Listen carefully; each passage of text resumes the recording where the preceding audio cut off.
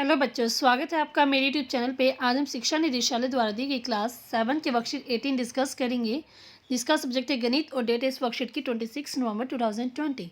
यहाँ पर आप अपना नाम लिखेंगे बच्चों। यहाँ पर आप अपने कक्षा अध्यापक का नाम लिखेंगे। तो बच्चों, वर्कशीट को स्टार्ट करने से पहले जिन बच्चों ने मेरे चैनल ऋषभ कंप्यूटर क्लासेस को सब्सक्राइब नहीं किया हुआ, जल्दी से सब्सक्राइब कर दें, ताकि आपकी वर्कशीट के वीडियो जितने भी मैं बनाऊँ उसका नोटिफिकेशन आपको तभी मिल जाए बच्चों। तो देखते हैं आज की वर्कशीट में हम पढ़ेंगे घातांक और घात के बारे में। तो आओ दोहराएं पहले। 8 को हम किस फॉर्म में लिखते हैं बच्चों? 8 का मतलब क्या? 2 × 2 × 2। तो इसको हम लिखते कैसे हैं? 2 की पावर 3, मतलब 2 के ऊपर हम 3 लिख देते हैं, तो इसको बोलते कैसे हैं? 2 के ऊपर घात 3। इसको ऐसे बोला जाता है। 18 का मतलब क्या है? 3 को हम 4 बार गुना करेंगे, या फिर 3 को हम 4 बार ऐसे लिखेंगे, 3 की पावर 3 के ऊपर घात 4 लिख देंगे, तो इसका आंसर है 3 के ऊपर 4 घात। 64 का मतलब क्या है? 2 को 6 बार लिखेंगे, या फिर 2 के ऊपर घात 6 ऐसे बोला जाएगा इसको। और 125 को 5 के ऊपर 3, और इसको लिखेंगे कैसे? 5 के ऊपर 3 लिख देंगे हम, और 5 के ऊपर घात 3। ये इसका बोलने का तरीका है, ये इसकी लिखने का तरीका है, और इसकी फैक्टर की फॉर्म में हमने इसको दिखाया। तो 3-4 फॉर्म है, ये सारी आपको देखनी है। आओ, क्या आपने जाना? इन सभी संख्याओं के गुणनखंड एक ही संख्या है, जिसको कई बार खुद को गुना करने पर हमको ये संख्याएं मिली हैं। तो इसमें क्या कहा गया? जैसे 8 को हमने क्या देखा? इसमें एक ही संख्या है 2, और लेकिन 2 को 3-4 बार मल्टीप्लाई करने पे हमें 8 मिल रहा है। तो इसका मतलब है कि संख्या एक ही है, लेकिन इसको खुद से ही कई बार मल्टीप्लाई करने पर, गुना करने पर हमें वो संख्या मिलती है बच्चों। तो आगे देखते हैं। घातांकों का प्रयोग बड़ी संख्याओं को दिखाने के लिए किया जाता है। जैसे कि यहाँ पे a मल्टीप्लाई a, यहाँ पे हमने 10 n टाइम a को मल्टीप्लाई किया है, तो a का यहाँ पे हम इसको लिखेंगे जैसे a की पावर n, a के ऊपर घात n। तो n का मतलब क्या है? घात, और a का मतलब क्या है? आधार। तो a को आधार, n को बोलते हैं घात। ठीक है, आधार और घात दोनों की दोनों ऋणात्मक पूर्णांक भी हो सकते हैं, मतलब दोनों की दोनों माइनस की फॉर्म में भी हो सकती हैं। ठीक है, आगे इसके कुछ रूल है, देखते हैं। 1 की कोई भी घात 1 के बराबर होती है। अगर हम 1 की कोई भी घात ले लें, अगर 100 भी हम लेंगे, तो हमारे पास आंसर क्या आएगा बच्चों? 1 ही आएगा।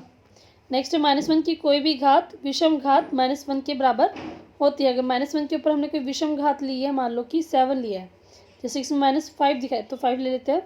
5 लेंगे तो यहाँ पे हमारे पास आंसर क्या आएगा? -1 ही आएगा बच्चों। -1 प्लस माइनस प्लस, यहाँ पे फिर से हमारे पास माइनस बच गया, तो इट मीन्स हमारे पास आंसर माइनस में आएगा।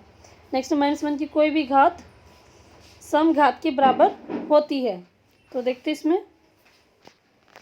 तो नेक्स्ट है हमारे पास -1 की कोई भी सम घात 1 के बराबर होती है। तो -1 की पावर 6 है, तो ये क्या हो जाएगा? प्लस में आएगा बच्चों। -1 प्लस -1 प्लस, ये भी प्लस, तो आंसर हमारा कितना आएगा? प्लस में आएगा। आगे हम देखते हैं गुणा रूप और घातांक रूप में क्या डिफरेंस है। गुणा रूप और घातांक रूप। तो गुणा रूप का क्या होता है? संख्या को बार बार जोड़ना होता है, और घातांक रूप में किसी एक संख्या को बार बार गुना करना होता है। जैसे कि 3 को हम 2 से मल्टीप्लाई करें, गुना करें, तो इसका मतलब क्या है कि 3 को हम 2 बार जमा कर रहे हैं। और अगर घातांक रूप देखें तो 3 के ऊपर घात 2 है, तो इसका मतलब क्या है कि 3 को हम 2 बार मल्टीप्लाई करें, तो इसका मतलब क्या है कि गुना करना होता है, और इसका मतलब क्या है कि बार बार जोड़ना होता है। जैसे 2 को हम 3 से गुना कर रहे हैं, तो कितना आएगा? 2 को हम 3 बार जमा करेंगे, और इसका मतलब 2 की पावर 2 की घात क्या है? 3 है इसमें। इसका मतलब क्या है कि 2 को हम 3 बार गुना करेंगे, तो इसमें हमारे पास आंसर आएगा 8, और इसमें हमारे पास आएगा आंसर 6 बच्चों। ठीक है, आओ करें आगे। हमें क्वेश्चन दिया गया है। 4 आयताकार बराबर आकार के कागज ले। एक आयताकार कागज को 2 बार आधार 2 को दिखाता है। एक आयताकार जो कागज है वो, इसका आधार हमने क्या माना बच्चा? 2 है।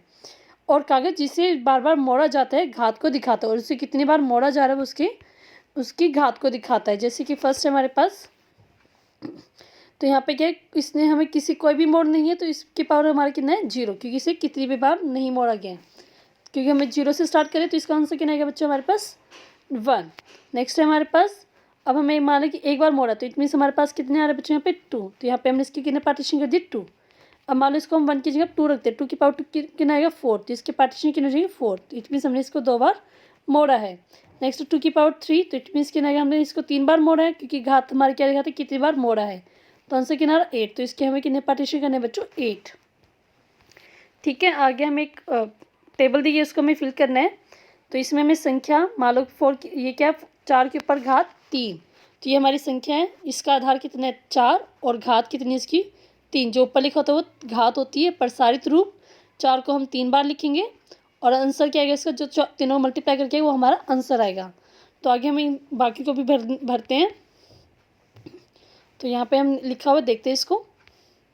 तो जैसे कि 9 की पावर 3, इट मीन्स क्या है कि इसका जो आधार है वो क्या है, इसका 9 है, घात है इसकी 3 है, ठीक है, और इसके प्रसारित रूप क्या है 9 9 9। इनको हम तीनों को गुना करेंगे, हमारे पास आंसर आएगा 729। अब नेक्स्ट है -1 की पावर 4। तो इसके आधार कितना 1 -1 घात 4 और एक प्रसारित रूप -1 मल्टीप्लाई -1 मल्टीप्लाई -1 मल्टीप्लाई -1। तो आंसर क्या आएगा प्लस का 1, क्योंकि ये क्या है इसकी पावर क्या है सम है, इसलिए यहाँ पे आंसर 1 आएगा। नेक्स्ट है -3 की पावर -3 की घात 2। तो -3 इसका आधार हो गया, 2 इसका घात हो गया, और इसको लिखेंगे कैसे -3 गुना -3, आंसर आएगा 9, क्योंकि माइनस और माइनस के हो जाएंगे आपस में प्लस हो जाएंगे। तो नेक्स्ट क्वेश्चन है हमारे पास, निम्नलिखित को घातांक के रूप में व्यक्त करना है। घातांक के रूप में आपको इन चारों को व्यक्त करना है। तो देखते हैं इसको। तो फर्स्ट क्वेश्चन, जैसे 6 को 4 बार इसने लिख के दिया हुआ है, तो 6 क्या है हमारे पास आधार हो गया, 4 इसका क्या हो गया घात हो गया। तो इसको लिखिए कैसे 6 की पावर 6 की घात 4 बच्चों, 6 के ऊपर घात 4। तो अब ऐसे नेक्स्ट 2 गुना 2 गुना ए। तो इट मीन्स क्या है कि 2 हमारे पास 2 बार है और ए हमारे पास 2 बार है। तो ऐसे 2 के ऊपर हम घात लगाएंगे 2 और ए के ऊपर भी हम घात लगाएंगे 2, कि ये हमारा आंसर हो जाएगा। नेक्स्ट है 5 1 2। तो इसको हम पहले मल्टीप्लाई करेंगे, इसके फैक्टर निकाल रहे हैं हम। तो 2 को अगर हम 9 बार मल्टीप्लाई करेंगे तो हमारे पास आंसर आता है 512, जिसका प्रसारित रूप है। और इसको लिखेंगे कैसे 2 के ऊपर घात 9, क्योंकि ये 9 टाइम आया है। नेक्स्ट है 343। तो ये इसका प्रसारित रूप है 7 मल्टीप्लाई 7 मल्टीप्लाई 7। इट मीन्स क्या है 7 की घात 7 के ऊपर घात 3। तो ये इसका आंसर हो जाएगा। नेक्स्ट है निम्नलिखित संख्याओं में बड़ी संख्या को पहचानना है। 4 के ऊपर घात 3 है या फिर 3 के ऊपर 4 घात, इनमें से कौन सा बड़ा है देखते हैं इसको। तो 4 के ऊपर 3 घात है एक में, और एक 3 के ऊपर 4 घात है। तो पहले इसको प्रसारित रूप लिखते हैं। 4 के ऊपर 3 का कितना आएगा हमारे पास 4 मल्टीप्लाई 4 मल्टीप्लाई 4, और 3 के ऊपर 4 घात का आंसर कितना आएगा 3 मल्टीप्लाई 3 मल्टीप्लाई 3 मल्टीप्लाई 3। तो 4 को 3 बार करेंगे तो हमारे पास आएगा 64, और इसको करेंगे तो हमारे पास आएगा 81। तो 64 और 81 में से कौन सा बड़ा 81। तो यहाँ पे हमने लिखा हुआ है, यहाँ पे आप लिखेंगे 81, और ये 81 हमारा कैसे है 3 की पावर 4 करने पे। तो इट मीन्स 3 की पावर बड़ा हो जाएगा 4 की पावर 3 से बड़े बच्चों, ठीक है। तो आगे हम नेक्स्ट क्वेश्चन हमारे लिए दिए गए, इसमें 5 की पावर 5 के ऊपर घात 3 बड़ा है या फिर 3 के ऊपर 5 घात वो बड़ा है।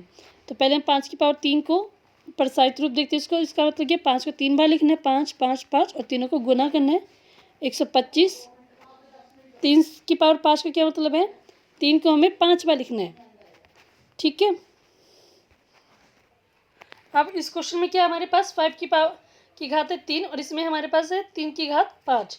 तो 5 को 3 बार गुना करेंगे तो हमारे पास आएगा 125, और 3 को 5 बार करेंगे तो आएगा हमारे पास 243। तो ठीक है, तो इनमें हम दोनों को देखते कौन सा ज़्यादा है। हमें पता है 243 हमारा ज़्यादा है 125 से। तो 243 हमारा किसका है, ये 3 की पावर 3 की घात 5 का। तो ये आंसर हो जाएगा बच्चों इसका। तो 3 की घात 5 हमारा 5 की घात 3 से बड़ा हो जाएगा बच्चों। आगे हम नेक्स्ट क्वेश्चन देते हैं इसका। तो नेक्स्ट क्वेश्चन में हमें क्या बता रहे हैं कि वैल्यू बतानी है कि 2 की पावर 3 है मल्टीप्लाई 5 है। तो इसकी वैल्यू हमें बतानी क्या आएगी।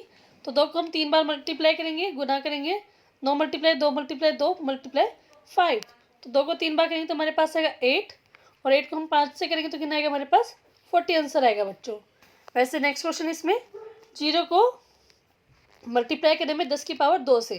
तो 0 को चेक कुछ भी हो किसी से भी मल्टीप्लाई करना हो तो आंसर हमारे पास 0 ही आएगा बच्चों। इसका कोई सोचने की जरूरत ही नहीं इसमें। नेक्स्ट क्वेश्चन है -3 मल्टीप्लाई -2 की पावर 3। तो -3 एज इट इज़, और इसको हम इसका विस्तारित रूप लिखेंगे -2 -2 -2। तो -2 की -2 से हो गया हमारे पास 4, और 4 की -2 से आ गया हमारे पास -8। तो आंसर आ गया हमारे पास -8। तो -3 और -8 की गुना करेंगे तो हमारे पास आएगा 24 प्लस का, क्योंकि -1 माइनस और माइनस की गुना करने पे कितना आता है बच्चों प्लस आता है। तो आंसर आ गया हमारे पास 24 बच्चों, ठीक है। आगे हम देखते हैं इस वर्कशीट को। तो तीनों क्वेश्चन हमारे कंप्लीट हो गए। आगे हमें देखना है यहाँ पे ट्राई दिस, प्रयास कीजिए। तो 2 की पावर 0, तो 2 की पावर 0 कितना आएगा 1। तो किसी की भी पावर अगर 0, तो अगर 100 की पावर भी 0 होगी तो हमारे पास आंसर कितना आएगा बच्चों, 1 ही आएगा।